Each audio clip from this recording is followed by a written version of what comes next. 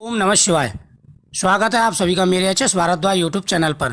दोस्तों, काफ़ी सालों के बाद में महाशिवरात्रि पर बहुत ही अच्छा योग बन रहा है। 7 राशियां बहुत ही भाग्यशाली रहने वाली हैं, लेकिन कुछ बातों का आपको विशेष रूप से ध्यान रखना होगा। शिवरात्रि पर जब आप पूजा कर रहे हों तो आपको कुछ ऐसे काम हैं जो नहीं करने चाहिए और कुछ ऐसे काम हैं जो अवश्य करने चाहिए। सबसे पहला आपको ध्यान रखना है शिवरात्रि पर आप भगवान शिव का जो अभिषेक करेंगे, भगवान शिव का जिस दूध से अभिषेक करेंगे वह दूध आपको संभव हो सके तो गाय का ही लेना चाहिए।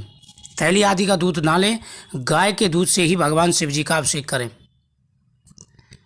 भगवान शिव जी के जब आप अभिषेक कर रहे हों तो उस समय विशेष रूप से ध्यान रखना चाहिए। बहुत से लोग होते हैं थैली को मुंह से फाड़ देते हैं, दूध की थैली ले जाते हैं, मुंह से फाड़ देते हैं और उसी से अभिषेक कर देते हैं या थैली से ही अभिषेक कर देते हैं शिव जी का। ऐसा आपको नहीं करना है। दूध शुद्ध होना चाहिए और किसी पात्र में लेकर के ही आपको अभिषेक करना है। अगला ध्यान रखना है कि जब भगवान शिव जी पर आप अक्षत यानी चावल चढ़ा रहे हों तो उस समय साबुत चावल चढ़ाए, टूटे हुए चावल नहीं चढ़ाने चाहिए। दरिद्रता की निशानी होती है, संकटों की निशानी होती है। शिवरात्रि पर आपको विशेष रूप से ध्यान रखना चाहिए कि गाय के दूध में केसर डाल करके ही भगवान शिव जी का अभिषेक करें, नहीं तो आप गंगा जल से अभिषेक कर दें भगवान शिव जी का। इससे भगवान शिव प्रसन्न होकर के मनवांछित फल प्रदान करते हैं। शिवरात्रि के दिन आप भगवान विष्णु की पूजा भी करें, उनके सामने दीपक जलाएं, घर के मेन दरवाजे पर स्वास्तिक चिन्ह बनाएं, गौ माता की पूजा करें। इस दिन गौ माता की पूजा का विशेष महत्व होता है। गौ माता को मीठा खिलाएं, गुड़ खिलाएं, गौ माता के चरणों की धूली लेकर के मस्तक पर डालें अपने पर, इससे हर कार्य सिद्ध हो जाते हैं। इस दिन पीपल वृक्ष के नीचे दीपक जला करके आपको 7 परिक्रमा करनी चाहिए। अपनी मनोकामना बोल करके पीपल वृक्ष पर धागा भी लपेटना चाहिए। साथ ही पीपल वृक्ष के 11 पत्तों की माला बना करके शिवलिंग पर अर्पण करनी चाहिए अपनी मनोकामना बोल करके। इससे मनोकामना पूरी हो जाती है। महाशिवरात्रि पर माता गौरी यानी माता दुर्गा और भगवान शिव की आराधना की जाती है।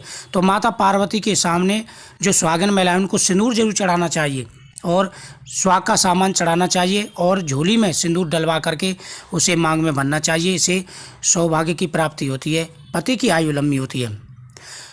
शिवलिंग पर जब आप बेलपत्र चढ़ा रहे हों तो इस बात का ध्यान रखना चाहिए कि बेलपत्र टूटा या छेदी नहीं होना चाहिए। बेलपत्र बिल्कुल साबित ही आपको चढ़ाना चाहिए। सुबह सूर्यदेव को अर्घ जरूर देना चाहिए, इससे हर प्रकार के दोष दूर हो जाते हैं। शिवरात्रि पर जब आप बेलपत्र चढ़ाएं तो वह आपको 11, 5, 7 या 21 की संख्या में ही आपको बेलपत्र चढ़ाने चाहिए। बेलपत्र बिल्कुल साबुत वाला ही चढ़ाना चाहिए और 3 पत्तियां जुड़ा हुआ बेलपत्र ही आपको शिवलिंग पर चढ़ाना चाहिए। इन बातों का विशेष रूप से ध्यान रखें। शिवलिंग पर हल्दी और रोली नहीं चढ़ानी चाहिए। इस बातों का विशेष रूप से आपको ध्यान रखना है। किसी का लिया हुआ दूध शिवलिंग पर नहीं चढ़ाना चाहिए। तो इन बातों को आपको विशेष रूप से ध्यान रखना है। शिवलिंग पर साबुत चावल चढ़ाएं, शहद चढ़ाएं, पंचामृत से अभिषेक करें, भांग का प्रसाद भगवान को भोग लगाना चाहिए। इससे आपकी मनोकामना पूरी हो जाएगी। सुहागिन महिलाओं को भी माता पार्वती का आशीर्वाद लेना चाहिए। इस दिन विवाह हुआ था भगवान शिव जी का, तो वैवाहिक जीवन खुशियों से भर जाता है। तो आप भगवान शिव की पूजा करें, आपकी प्रत्येक मनोकामना पूरी होगी। वीडियो को शेयर करें, चैनल को सब्सक्राइब करें। ओम नमः शिवाय। इस दिन 7 राशियाँ बेहद ही भाग्यशाली लकी रहने वाली हैं। इन 7 राशियों का योग बहुत ही अच्छा है। मेष राशि, वृषभ राशि, कर्क राशि, सिंह राशि, तुला राशि, धनु राशि, मकर, कुंभ और मीन राशि।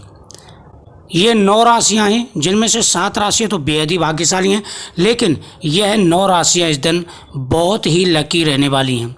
इस बार श्रावण मास का बहुत बड़ा योग है। साथ ही महाशिवरात्रि 2 बार पड़ती हैं साल में, एक श्रावण मास में, एक फाल्गुन मास में। तो इस बार शिवरात्रि पर बहुत बड़ा शुभ योग बन रहा है।